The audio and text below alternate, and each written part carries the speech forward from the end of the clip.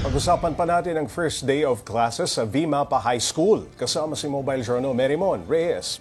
Merrimon, may mga eskwelahang nag-pilot ng bagong senior high school curriculum this school year. Kasama ba ang VMAPA High School dyan at handa na ba sila dyan, para dyan? Pops G, mga around 5 to 10 schools nga yun eh. Pero itong VMAPA High School hanggang grade 10 lang kasi siya. So hindi yung senior high school na bagong curriculum pinilot nila, pero pinagpapatuloy nila yung revised K to 10 na program. So last year sinimulan nila grade 7, ngayon naman grade 8, and then next year grade 9 and 10 para mas makapana raw talaga nila itong revised na K to 10. Pops G. Okay, una mong hinighlight, Merrimon, sa report mo, yung pagbabasa at pagsusulat na kung tutuusin, hindi na dapat problema kapag nasa high school na ang estudyante at public school pa. Saan nga ba nagsimula ang problema? Marami, Pops J. Yung iba, syempre, wala raw follow-through sa tahanan. Syempre, yung depende na yan sa magulang, sa guardian. Yung iba naman, mabagal talaga yung growth, yung maturity ng pagkatuto ng bata. And pangatlo, pwede rin during the pandemic na apektuhan yung nagiging learning na yung pinakasistema ng pagkatuto ng mga bata. So,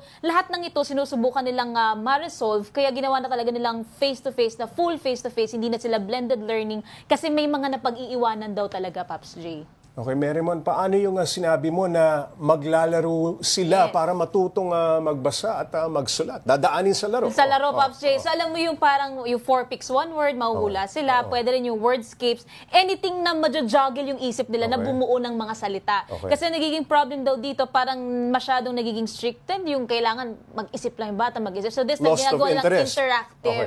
Para maisip talaga, mag-generate mismo yung utak ng mga bata, ng mga salita. And then words will turn to phrases will turn to paragraphs, and doon daw mabibuild yung pinaka-comprehension ng bata, Pops J. Kasama to doon sa literacy corner na embedded sa subjects nila, tsaka doon sa library nila, Pops J. Ayan, Merrimon, yung pinatayong school building, kailan pa sinimulan? Bakit tila ito pa ang nagiging problema, kaya kinailangan nilang mag-blended learning? 2023, mga 2 years ago, Pops J, dinemolish yung lumang building nila kasi magpapatayo nga ng bago. And ang nasabi, around 4 years. So sana sa mga susunod na taon, matapos na raw to. Kasi syempre, ang problema, kung itong pinaghihiraman nila ng classroom, baka baka kailanganin na rin. So either babalik daw sila ulit sa blended learning or hahanap ulit ng pwedeng mapaghiraman na classroom. Ako, 4 years, tapos na ang termino ni Pangulong Marcos. Maabutan, yes. Okay, Merrimon, ngayong sabi mo, nangihiram sila ng classroom sa Recto High School.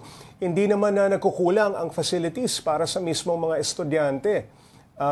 O para sa estudyante naman, ang mga ito? Pops G, nagpapasalamat sila sa timing at saka dun sa school kasi okay na yung bagong building ng Claro M Recto. So okay sila nagagamit nila. Yun nga lang tinatansya nila. Baka lang if ever sa mga susunod taon, baka biglang kailanganin na rin. So tumitingin na rin sila ng ibang pwedeng alternative once that happens, Pops J. Parang backup plan, ano? Backup plan, plan B. Okay, maraming salamat. Mobile Journal Merrimon Reyes.